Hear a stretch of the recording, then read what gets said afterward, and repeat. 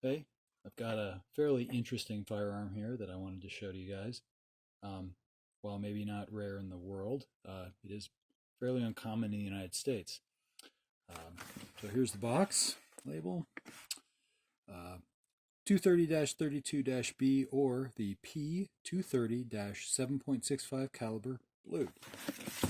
Okay, so brief backstory is that Sig made the P230 until 1996. After that point, they changed it over to the P232, which had a whole bunch of enhancements, mostly internal. And while in the United States, quite a few 380 autos were imported in the 230 and the 232, very few 32 ACPs ever made it into the United States.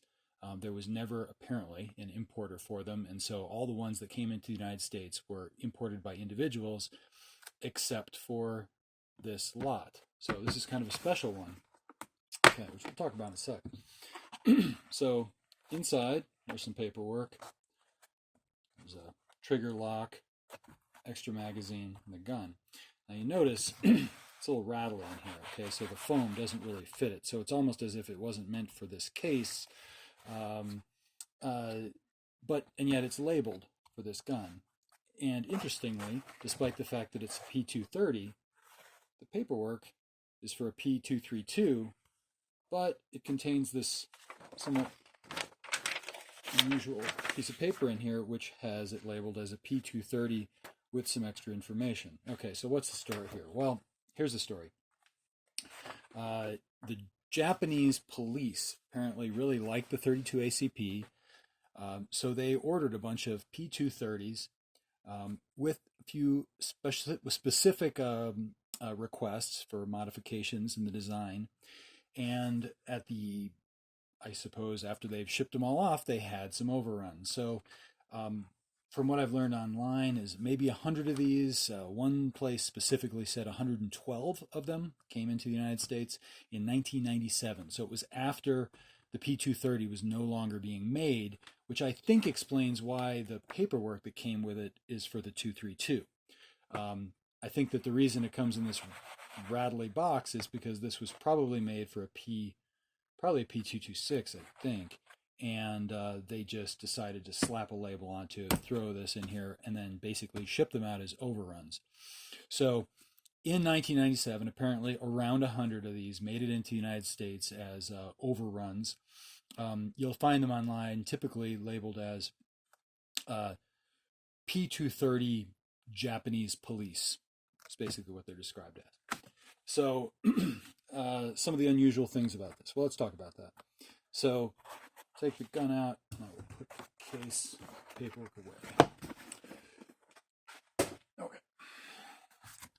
So what makes this thing cool and unusual? Well, for one thing, it does have the standard European-style mag release, okay? Just safety check it there.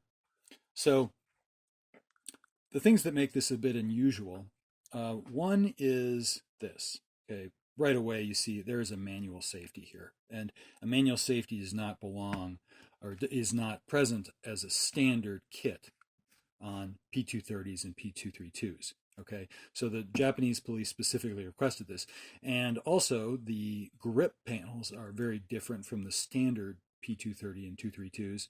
Obviously, they have to have a cutout here to allow for the safety to function. And then in addition, at the bottom here, there's a lanyard loop, okay? If you go to the Wikipedia page for the P230, you will actually see a picture of a Japanese police officer holding this in the air with a ring connected to the lanyard. So I think the provenance of this being a Japanese pistol is true. So the things they wanted, again, the safety, they wanted the lanyard looped, and that resulted in different style grips.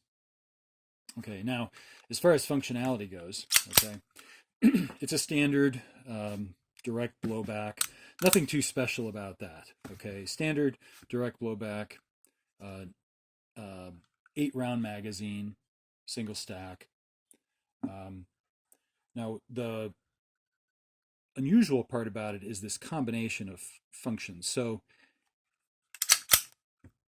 with the hammer back, you cannot engage this manual safety. So you can't carry it cocked and locked, okay? You have to drop the hammer to turn the safety on. There's a decocker here. So you decock it. Now you can turn on the manual safety.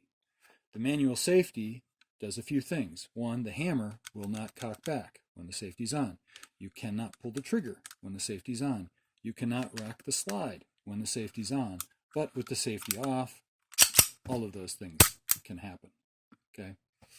Now the lanyard loop, you would think that it would get in your way, but honestly, I don't have any problem. My weak hand grip does not really come in contact with this. You can easily take the grip off and pull that off, but I see no reason to, since it's kind of cool looking and really doesn't matter.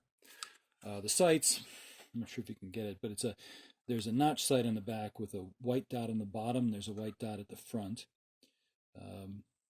That's how you line it up. Shoots point of aim, maybe 1 or 2 inches high with my hand loads.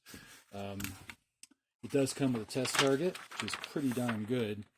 So at 3 shots at 10 meters, basically you get a clover leaf. Pretty good.